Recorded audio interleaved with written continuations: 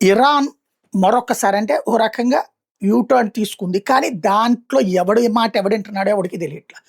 Gulf దేశాల మీద దాడులు చెయ్యొద్దని చెప్పి నేను చెప్పాను, క్షమాపణ కూడా చెప్తున్నానని వాళ్ళ అధ్యక్షుడు పెజెష్కియాన్ చెప్తే రోజు దాడులు చేస్తూనే ఉన్నారు. ఐఆర్జీసీ చీఫ్ చెప్తే రోజు దాడులు జరుగుతూనే ఉన్నాయి. అంటే ఇరాన్ అధ్యక్షుడి మాట వినే విధంగా సైన్యం లేదు. ఐఆర్జీసీ కమాండర్ మాట వినే విధంగా సైన్యం లేదు. విచ్చలవిడిగా ఖొమైనీ చచ్చిపోయాక ఎవడిష్టం వచ్చిన పని ఆడు చేస్తున్నాడు. ఖొమైనీ అప్పుడు దాదాపు 7 విభాగాలుగా ఏర్పాటు చేసి ఎవడికాడికి ఆయుధాలు ఇచ్చాడు. ఎవడికాడు కమాండర్లు వాళ్ళు ఇష్టారాజ్యంగా ప్రవర్తిస్తున్నాడు. ఎవడికి ఇష్టం వచ్చిన స్టేట్మెంట్లు ఆడిచ్చేస్తున్నాడు. తాజాగా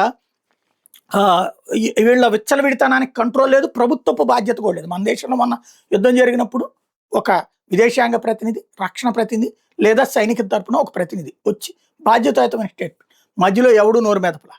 అంత పెద్ద ఇష్యూని ఎంత కూల్గా టాక్టికల్గా నడిపాను చూడండి. ఇరాన్ దగ్గర ఫెయిల్యూర్ అదే. ఎవడొచ్చి ఏది వాగుతాడో తెలియదు.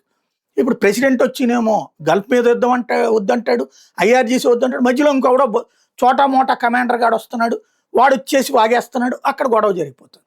లేటెస్ట్గా ఏంటి, మీరు హార్ముజ్ జలసంధిని కనుక తెరవకపోతే 48 గంటలు మీ అంతు చూస్తామని చెప్పినటువంటి అమెరికా, ఇజ్రాయెల్ 12 గంటలు తిరిగేటప్పుడు టెహ్రాన్లో ఉన్నటువంటి పవర్ ప్లాంట్స్ మీద అటాక్ చేసి వదిలిపెట్టినాయి.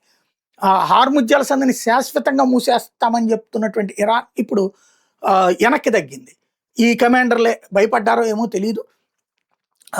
అమెరికా, ఇజ్రాయెల్కి సంబంధించిన షిప్స్ తప్ప మిగతా అయిపోవడానికి మాకేం అభ్యంతరం లేదంటారు. కానీ వీడు ఈ మాట అంటాడు, మళ్ళీ షిప్ బయలుదేరగానే దాడులు చేసే ఇంకో వర్గం ఉంటుంది, అదే దేశానికి సంబంధించి. అంటే ఓ రకంగా ఏంటంటే ఎవడిష్టారాజ్యం వాడు నడుపుతున్నాడు ఇరాన్లో.